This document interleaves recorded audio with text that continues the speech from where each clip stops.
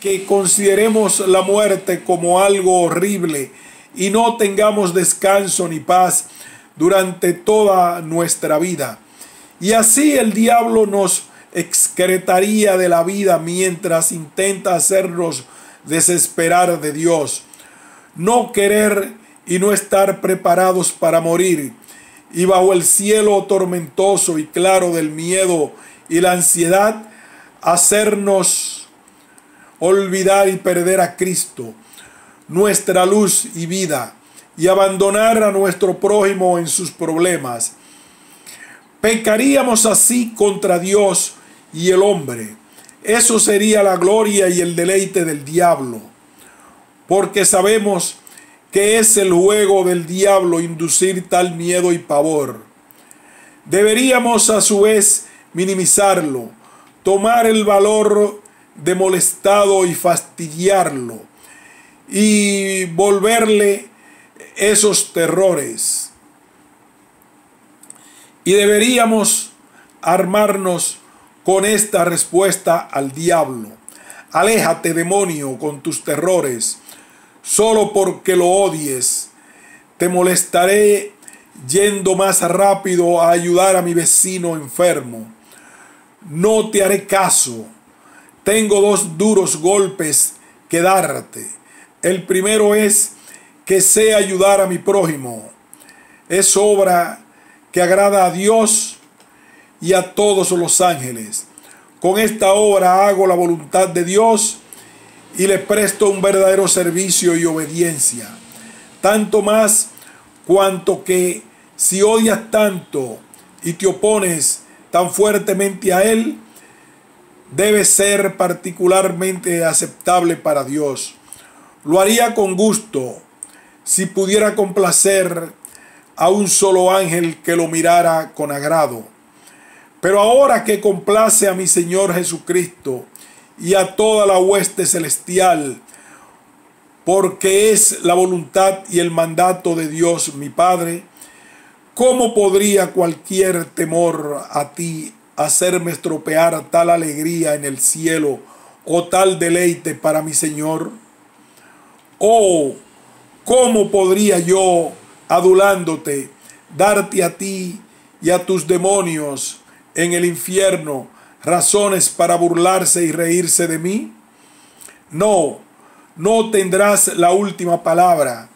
Si Cristo derramó su sangre por mí y murió por mí, ¿por qué no me expongo a algunos pequeños peligros por su causa y no hago caso de esta débil plaga?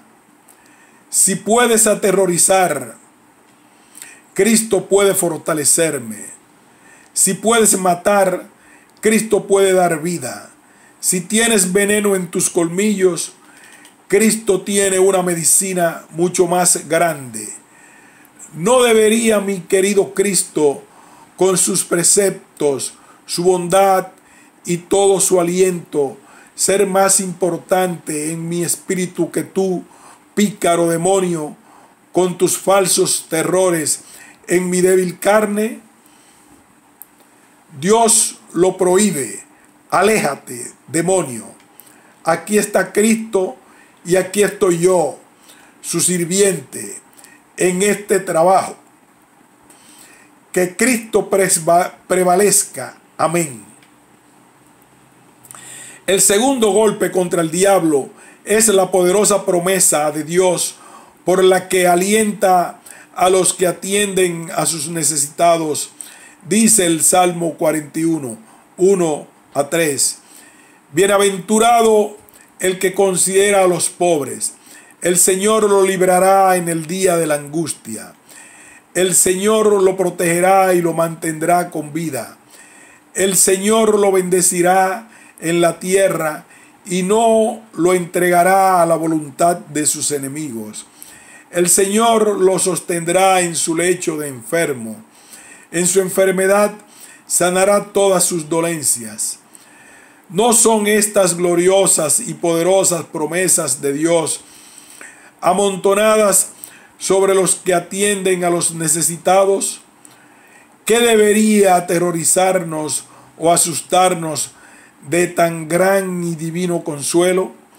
El servicio que podemos prestar a los necesitados es algo tan pequeño en comparación con las promesas y recompensas de Dios que San Pablo le dice a Timoteo: la piedad tiene valor en todos los sentidos y es prometedora tanto para la vida presente como para la venidera. 1 Timoteo 4-8. La piedad no es otra cosa que el servicio a Dios. El servicio a Dios es, en efecto, el servicio a nuestro prójimo.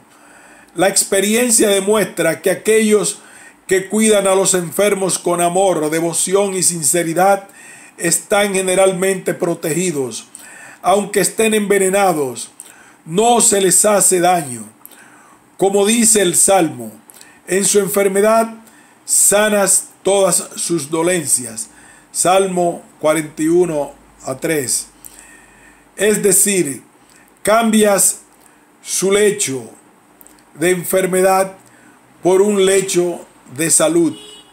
Una persona que atiende a un paciente por codicia o con la expectativa de una herencia o alguna ventaja personal en tales servicios, no debe sorprenderse si eventualmente se infecta, desfigura o incluso muere antes de entrar en posesión de ese patrimonio o herencia. Pero quien sirva a los enfermos por la forma de la gracia de Dios, aunque acepte una recompensa adecuada a la que tiene derecho, en la medida en que todo trabajador es digno de su salario, quien lo haga tiene la gran seguridad de que a su vez será atendido. Dios mismo será su asistente y su médico. También, ¿qué asistente es? ¿Qué médico? Amigo, ¿qué son los médicos, boticarios y asistentes en comparación con Dios? ¿No debería eso animar a uno a ir y servir a un enfermo, aunque tenga tantos furúnculos contagiosos como pelos en su cabello, y aunque esté doblemente doblado, cargando un centenar de cuerpos plagados? ¿Qué significa todas las clases de peste o demonios contra Dios que se compromete y obliga a ser nuestro asistente y médico? Vergüenza y más vergüenza para ti, incrédulo, por despreciar un consuelo tan grande y dejarte asustar más por un pequeño furúnculo o un peligro incierto que por las promesas tan seguras y fieles de Dios. ¿De qué te serviría que todos los médicos y el mundo entero estuvieran a tu servicio, pero Dios no estuviera presente? Además, ¿qué daño podría hacerte si el mundo entero te abandonara y ningún médico se quedara contigo, sino que Dios se quedara contigo en su seguridad? ¿No sabes que estás rodeado como por miles de ángeles que te vigilan de tal manera que puedes pisotear la plaga, como está escrito en el Salmo 91, 11-13? El que ha dado a sus ángeles la orden de que te guarden en todos tus caminos. En sus manos te llevarán para que no tropieces con una piedra. Pisarás al león y a la víbora y pisotearás al joven león y a la serpiente. Por lo tanto, queridos amigos, no nos desesperemos tanto como para abandonar a los muertos nuestros, a los que tenemos el deber de ayudar y huir de forma tan cobarde del terror del diablo, o permitirle la alegría de burlarse de nosotros y molestar y angustiar a Dios y a todos sus ángeles. Porque es cierto que quien desprecia tan grandes promesas y mandamientos de Dios y deja a su propio pueblo en la indigencia, viola todas las leyes de Dios y es culpable del asesinato de su prójimo al que abandona. Temo que en tal caso la promesa de Dios se invierta y se convierta en horribles amenazas y que el Salmo 41 se lea entonces así contra ellos: maldito el que no provee a los necesitados, sino que escapa y los abandona. El Señor a su vez no le perdonará en los días malos, sino que huirá de él y lo abandonará. El Señor no lo preservará ni lo mantendrá vivo, y no lo prosperará en la tierra, sino que lo entregará en manos de sus enemigos. El Señor no lo refrescará en su lecho de enfermo, ni lo sacará del lecho de su enfermedad, porque la medida que des será la medida que recibas. Mateo 7:2. Nada más puede salir de esto. Es terrible escuchar esto. Más terrible estar esperando que esto suceda. Más terrible experimentarlo. ¿Qué más puede suceder si Dios retira su mano y nos abandona, excepto el puro diablo y todo tipo de maldad? No puede ser de otra manera. Si en contra de la orden de Dios uno abandona a su prójimo, este destino seguramente alcanzará a cualquiera de esta clase, a menos que se arrepienta sinceramente. Esto lo sé muy bien. Si fuera Cristo o su madre los que estuvieran abatidos por la enfermedad, todos serían tan solícitos y se convertirían con gusto en sirvientes o ayudantes. Todos querrían ser audaces y sin miedo. Nadie huiría, sino que todos vendrían corriendo. Y sin embargo, no escuchan lo que el propio Cristo dice: lo que hicisteis a uno de los más pequeños, a mí me lo hicisteis.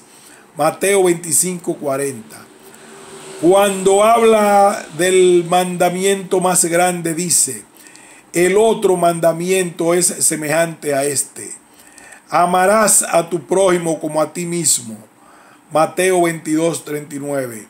Así se oye que el mandamiento de amar al prójimo es igual al mayor mandamiento de amar a Dios, y que lo que haces o dejas de hacer por tu prójimo significa hacer lo mismo con Dios.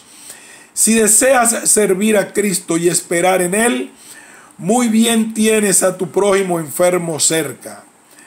Ve a Él y sírvele, y seguramente encontrarás a Cristo en Él. No externamente, sino en su palabra.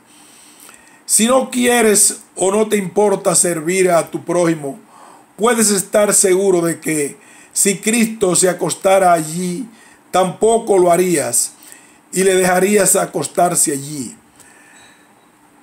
No son más que ilusiones de aquel que piensa así, que le hinchan con vano orgullo, a saber, que realmente serviría a Cristo si estuviera allí en persona.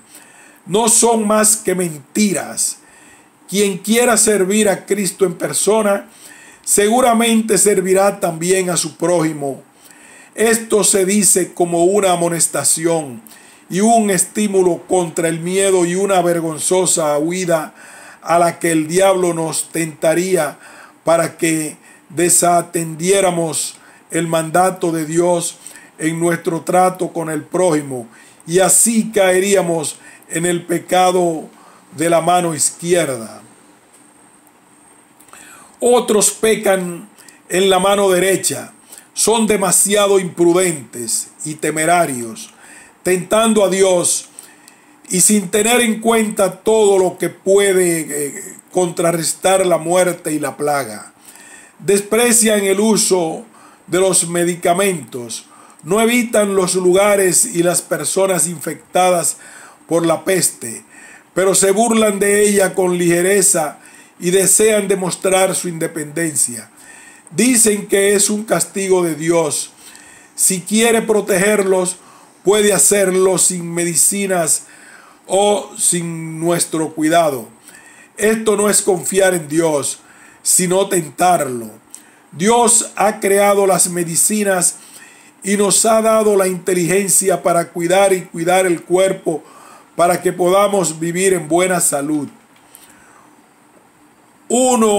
Si uno no hace uso de la inteligencia o de la medicina, cuando podría, sin perjudicar a su prójimo, tal persona se lesiona a su cuerpo y debe tener cuidado de no convertirse en un suicidio a los ojos de Dios.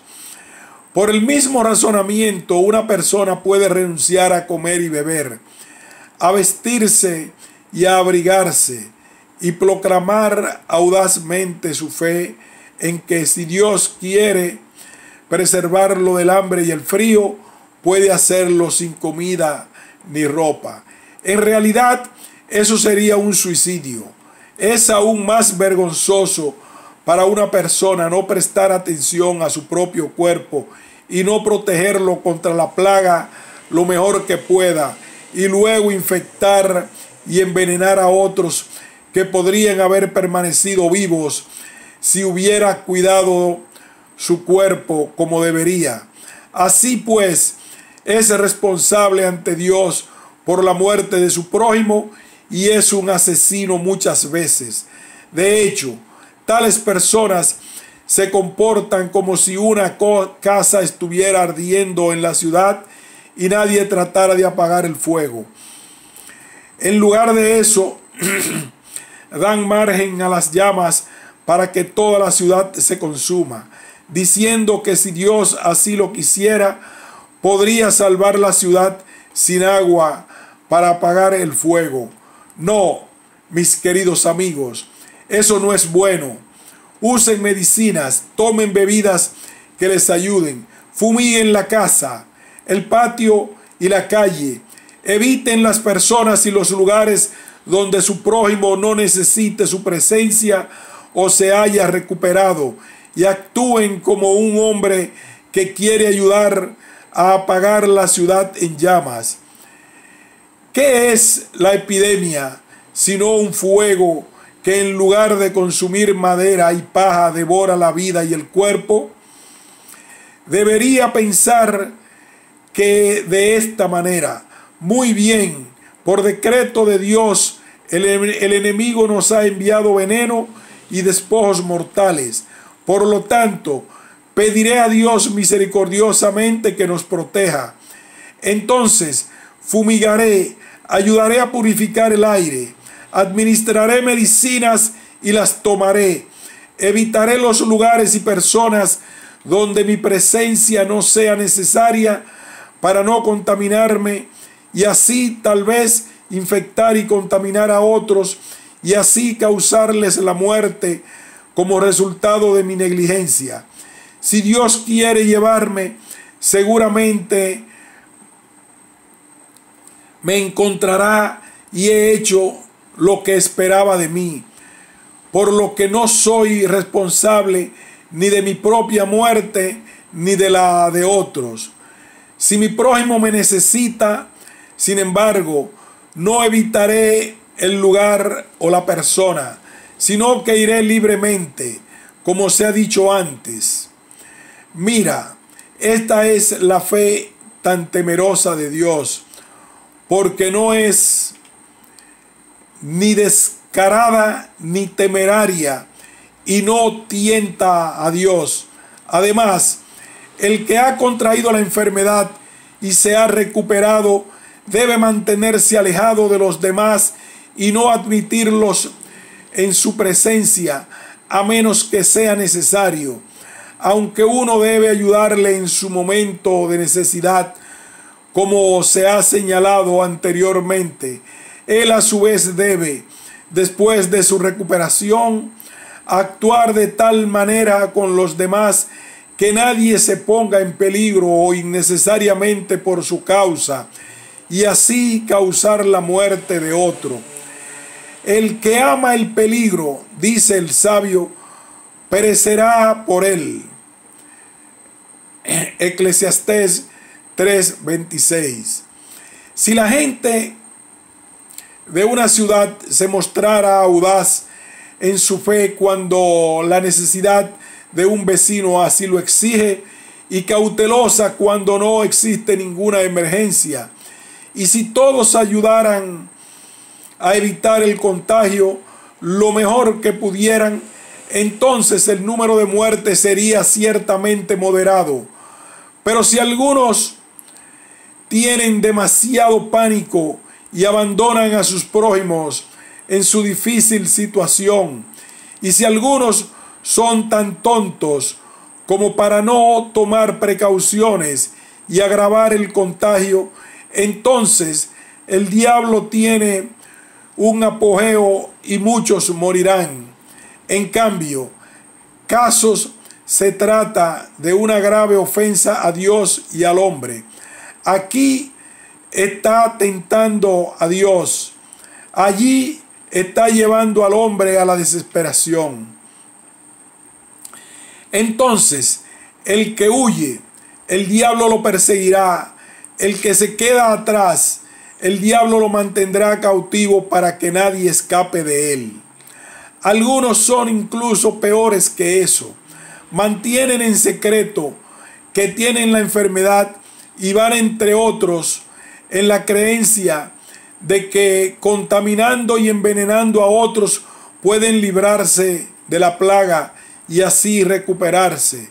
Con esta idea entran en las calles y en los hogares, tratando de cargar a los niños o a los sirvientes con la enfermedad y así salvarse.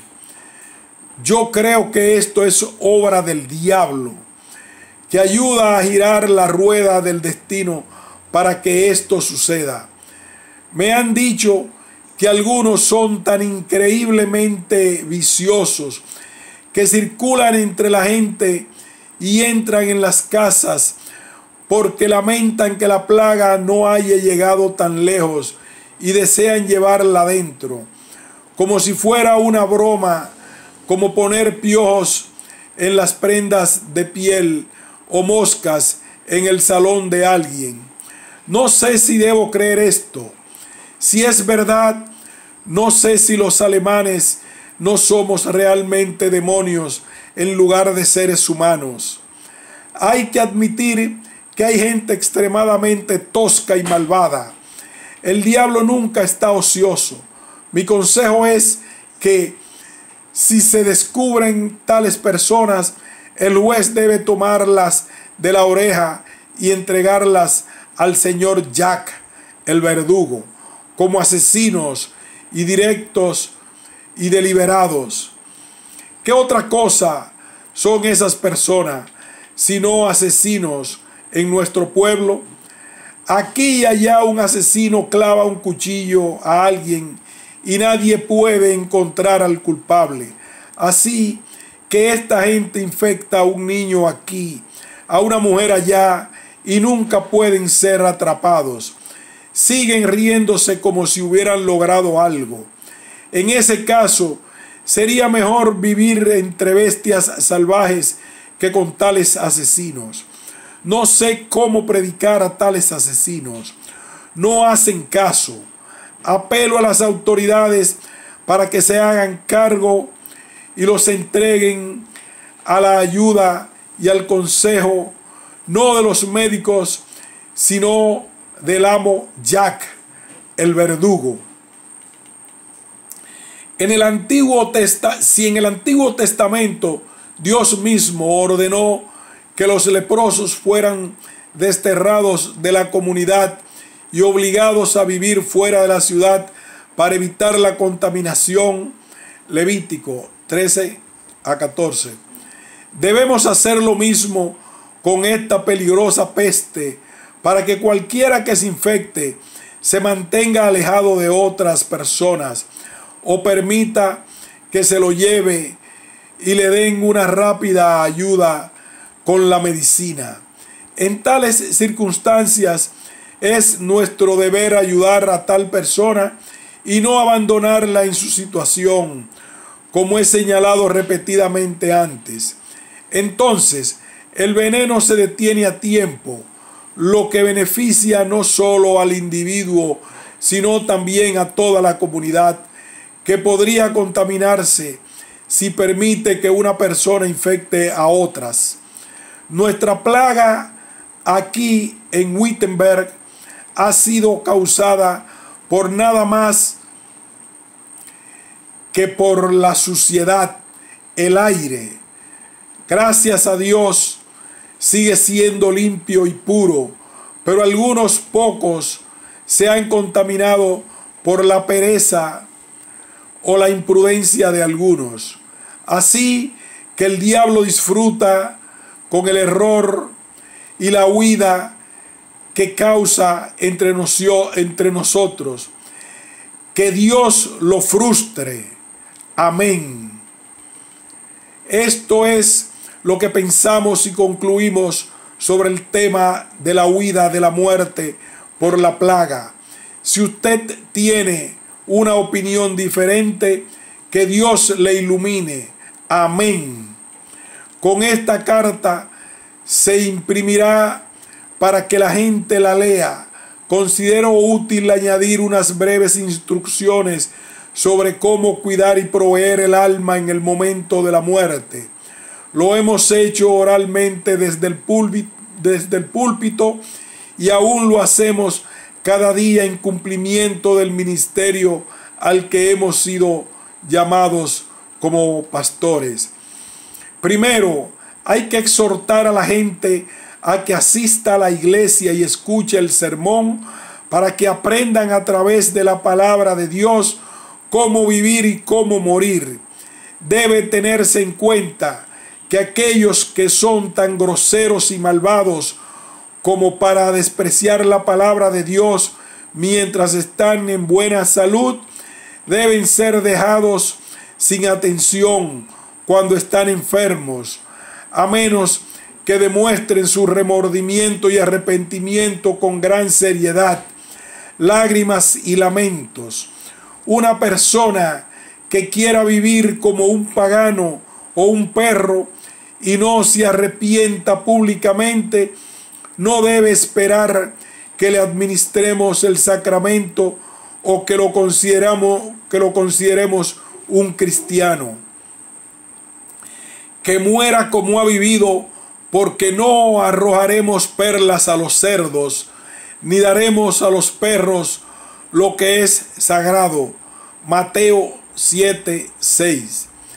Es triste decir que hay muchos rufianes, maleducados y endurecidos que no se preocupan por sus almas cuando viven o cuando mueren. Simplemente se acuestan y mueren como unos irreflexivos. Segundo, todos deben prepararse a tiempo y prepararse para la muerte, confesándose y tomando el sacramento una vez cada semana o quincena. Debe reconciliarse con el prójimo y hacer su voluntad, de manera que si el Señor llama y se va antes de que llegue un pastor o un capellán, haya provisto su alma, no haya dejado nada sin hacer y se haya comprometido con Dios. Cuando hay muchas muertes y solo 2 o 3 pastores de guardia, es imposible visitar a todos, dar instrucción y enseñar a cada uno lo que un cristiano debe saber en la angustia de la muerte. Aquellos que han sido descuidados y negligentes en estos asuntos deben dar cuenta de sí mismos. en su propia culpa. Después de todo, no podemos poner un púlpito y un altar privados a diario junto a su cama, simplemente porque han despreciado el púlpito y el altar públicos, a los cuales Dios los ha convocado y llamado. Tercero, si alguien quiere que venga el capellán o el pastor, que el enfermo envíe un mensaje a tiempo para llamarlo y que lo haga lo suficientemente pronto mientras esté en su sano juicio, antes de que la enfermedad abrume al paciente. La razón por la que digo esto es que algunos son tan negligentes que no hacen ninguna petición y no envían ningún mensaje hasta que el alma está posada para el vuelo en la punta de sus lenguas y ya no son racionales o capaces de hablar. Entonces se nos dice: querido Señor, dígale lo mejor que pueda, etc. Pero antes, cuando la enfermedad comenzó, no querían la visita del pastor, sino que decían: oh, no hay necesidad, confío en que mejore. ¿Qué debería hacer un pastor diligente con tales personas que descuidan tanto el cuerpo como el alma? Viven y mueren como bestias en el campo. Quieren que les enseñemos el evangelio en el último momento y les administremos el sacramento como estaban acostumbrados bajo el papado, cuando nadie les preguntaba si creían o entendían el evangelio, sino que simplemente les metían el sacramento por la garganta como si fuera una bolsa de pan. Esto no servirá si alguien no puede hablar o indicar con un signo que cree, entiende y desea el sacramento, especialmente si lo ha descuidado voluntariamente. No se lo daremos cada vez que lo pida. Se nos ha ordenado que no ofrezcamos el santo sacramento a los incrédulos, sino a los creyentes que pueden declarar y confesar su fe. Dejemos a los demás en su incredulidad. Somos inocentes porque no hemos sido perezosos en la predicación, la enseñanza, la exhortación, el consuelo, la visitación o en cualquier otra cosa que pertenezca a nuestro ministerio y oficio. Esta, en resumen, es nuestra instrucción y lo que practicamos aquí. No escribimos esto para ustedes en Breslau, porque Cristo está con ustedes